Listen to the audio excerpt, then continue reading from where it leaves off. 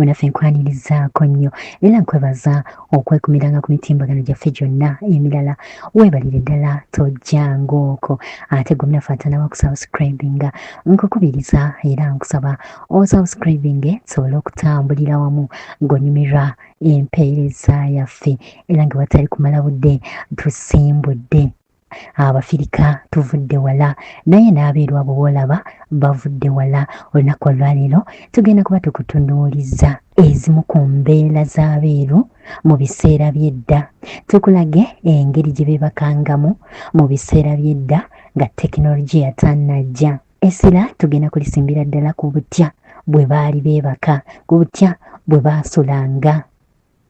Newankubadde ku ssemazinga w'omuddugavu bangi ku bantu baasulanga ku bisubi anti nga baddira ebideeya ne bapakiramu ebisubi egyo nno nga gye gyabanga emifaliso. Bangi ku bantu ku ssemazinga w'omuddugavu bwe bati bwe baasulanga, olwo nno ne beebikka kye tuyita embugo.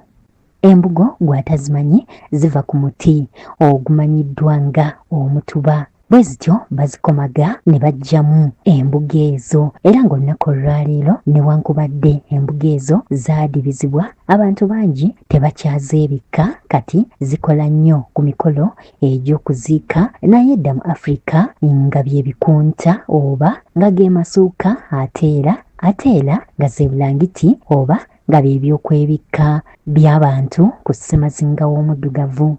Era ebisubi ebyo we byagenda bidibizibwa ng'abantu tebakyasula ku bisubi, wajjawo enkola eya ppamba.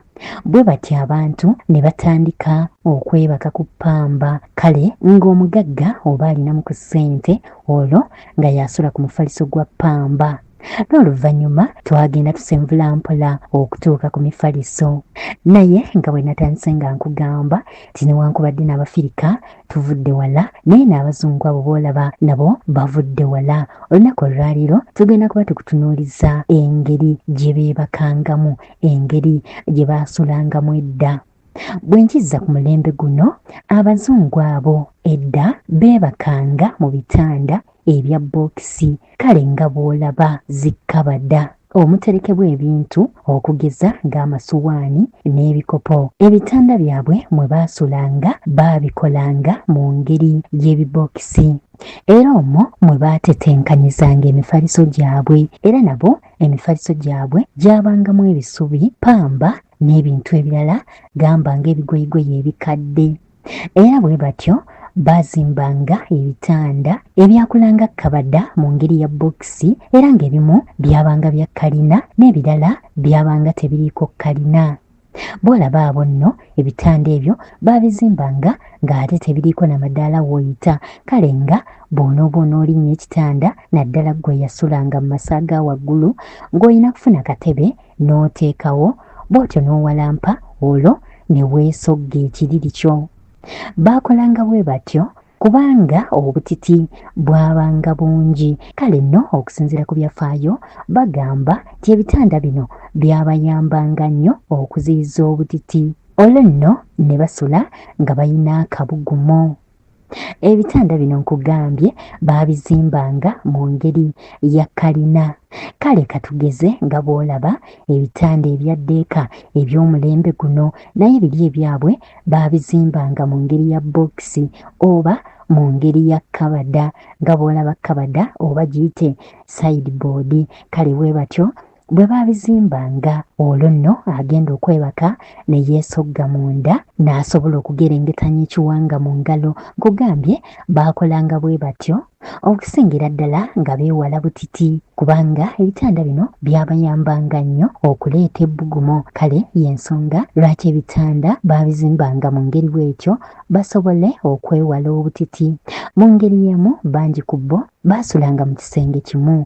Kale nno ezimu ku nsonga ze bawa lwaki baasulanga mu bitanda eby'engeri eno nabyo byabayambanga okufuna obulamu obw'ekyama. Kale katukiyite privacy mu lulimi olufuutifuuti nti olw'okuba baabanga n'ekisenge kimu, kale obuliri bwo bwe bwabanga bwakola bwe butyo wayambibwanga okubeera nga totattaaganyizibwa nga woosula wali gguluggulu, kale nga si kyangaala. Ezo ze zimu ku nsonga ze bawa lwaki baazimbanga ebitanda ekika ekyo, kubanga abasinga baasulanga mu kisenge kimu oba ruumu emu. Kale ebitanda ebyo byabayambanga okufuna obulamu obw'ekyama ng'oli tali mu kyangaala. Mu ngeri emu ebitanda byabanga bwe bityo kubanga era gwe gwali omulembe, wabula omulembe ogwo gwagenda gujja guseebengerera mpola mpola okutuukira ddala mu kyasa eky'e19 n'ekya20. Olwo nno ebitanda oba ensula yaabwe n'egenda ng'ekyukira ddala, naye nga bwe batyo bwe baasulanga mu bitanda ebyo nga bw'obiraba bwe batyo bwe baabizimbanga. Ebitanda byabwe byabeeranga bya bokisi. Kale nno ng'asula waggulu ateekawo akatebe n'awalampa, engatto baazirekanga awo wansi era mpozi nga bw'olaba. Kale nno y'embeera eyo bannaffe abazungu gye baabeerangamu mu biseera eby'edda, era bwe batyo bwe baasulanga. Obwo bwe bwabanga obuliri bwabwe nga bubeera bwa bokisi nga beesogga omwo mu zisanduuke, bwe batyo ne batandika okugerengetanya ekiwanga mu ngalo.